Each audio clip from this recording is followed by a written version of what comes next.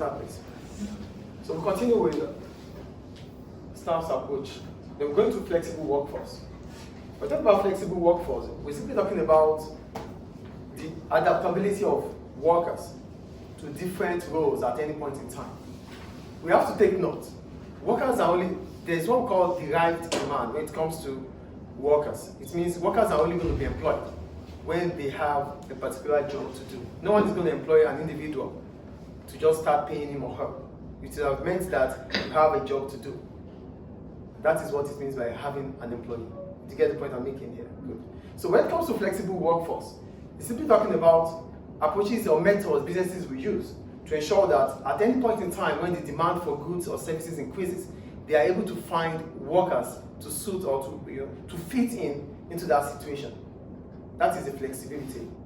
We cannot always employ permanent workers, because when we do employ permanent workers, whenever they don't have jobs to do, our cost will increase. So we have to understand different situations in our market, in our business. Then we employ workers according to that situation. That is the flexibility we're talking about. Do we understand, please? Good. So, flexible workforce. This is a term which refers to workers who can adapt to different changing demand at workplace. So it means there's an increasing demand for goods or services, which brings about we needing to employ more workers. So what are those type of workers we'll be able to employ at any given point in time? So we start with the first one. So the first thing businesses might do is to ensure that their workers are multi-skilled. One way to encourage multi-skilling is by job rotation. When we talk about job rotation, it means you ensure that your workers are able to move from one department to another. So they gain knowledge about all departments. Do you understand what multi-skilling is about? Multi-skilling means you are improving the skills of your workforce. One way to do that is through job rotation. And for job rotation, we're simply talking about ensuring that workers move from one department to another. This month is going to work in, or she's going to... Exchanging roles within the business. Within the business, yes. So maybe right now I'm in the finance department. Next month I'll be going to the logistics department. Subsequent months I'll be going to human resources department. So I continue to switch roles within the different departments. So as soon as the demand arises, I'll be able to fit in. So that means my employers will not need to find or to start looking or searching for new employees, because there's no time to do that. Do you understand what multi-skilling is about here?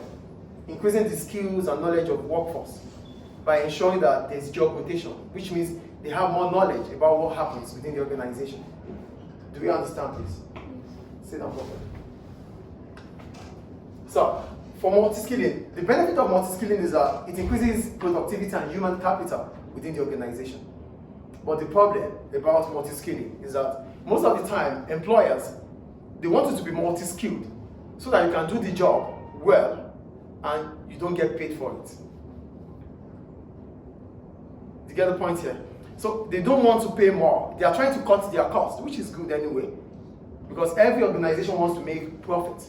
And to make profit, you have to find a way to reduce your cost mostly, not about increasing prices, because customers are always conscious about price. Do you get it? So one way to increase your profitability is to reduce your cost.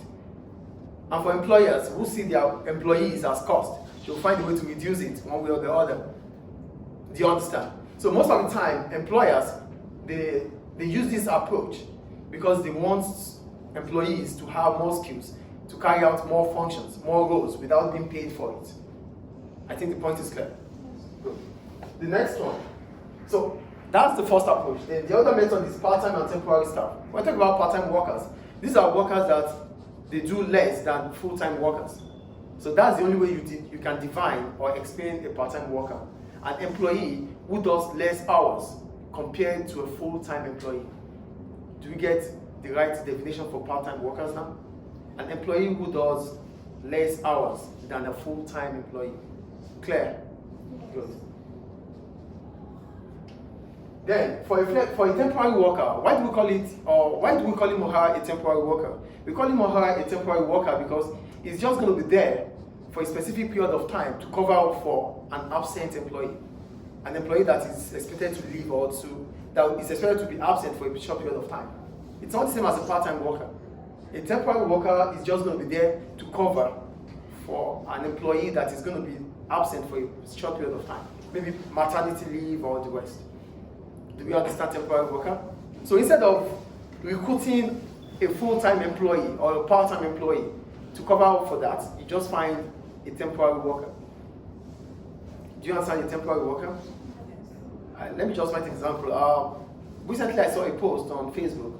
A teacher, she says, I think she's going to have maybe a course in late December, and the school year is still going to be on. So she said she needed someone who can cover up for her for maybe a week or so. Do you understand? So it's an approach. So instead of the school to terminate her contract, she's going to have someone replacing her for that short period of time. That's an example of a temporary worker. Do we get it, please? Yes. Good. So both approaches will enable employers to respond quickly to increasing demand for goods and services in the organization. So the advantage about using temporary workers or part-time workers, right, is that it allows the business to cover up for the increasing demand that might have occurred during the course of production. Is it clear? Is it clear, please? Is it clear, please? Yes. Good. The next one, 0-hour contracts. When we talk about 0-hour contracts, we're talking about not guaranteeing the employee the specific hours he or she's going to work, but the employer can assure the employee that as soon as the need arises, he or she will be called upon. Do you understand 0 hours here? They're just going to approach you that our business might need you at any point in time, but we don't know when. But as soon as the need arises, we're going to get in touch with you. That's 0 hours. Is 0 hours clear now? Then the next one, flexible hours and home working. For flexible hours, it comes from the employee, the potential employee, letting the organization or the employer knows the hours he or she is free. The employer would fit in their schedule on it. Do you understand flexible hours here? Do you understand flexible hours, please? Yes. Good. Then we have home working. Here, the employee works from home. I think that one is simple and clear. Good. So, both methods may bring about increased productivity, because why is it going to bring about increased productivity? It's going to bring about increased productivity because that individual gives you your time, gives you his or her own time, which means at that point in time, he or she is free to work. So there's no distraction. That's why he or she has given you that time. That would increase productivity. And for home working, it means you don't have to go into the hectic situation about traffic and the rest. So you just work from home. So that might also increase productivity because you have your home environment with you. The environment that you are, maybe the workplace is toxic. Then you feel like, okay, you have to be home doing the job. Do you understand? Do we get it, please? But the problem about home working and flexible hours is that as soon as the organization or the employer accepts that, it means you find it difficult to track their commitments. I might tell you I'm working from home and I'm just sleeping, not doing anything. Do you get the point?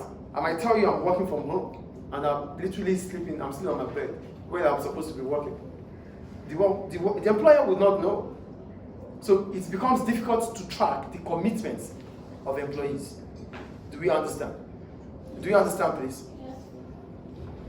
And the last one, outsourcing. For outsourcing, it's simply talking about the company or the organization giving the job or the role or the function it performs to a specialist company. So businesses might stop having human resources department. Rather, they give outsourcing or recruitment to a specialist firm to give them the right employees. We talked about one of the problems about the last one, staff as a cost, where firms would use cheap and inferior recruitment process. We talked about it just now. So instead of using outsourcing centers who are specialists, you just want to carry out this recruitment process yourself. Because outsourcing centers, they are specialists. They know who to employ. Though they might take more from you, it might be expensive, but they might give you the right individual for your job. Do you understand? So these are ways in which businesses can find flexibility with their workforce. Any question about it?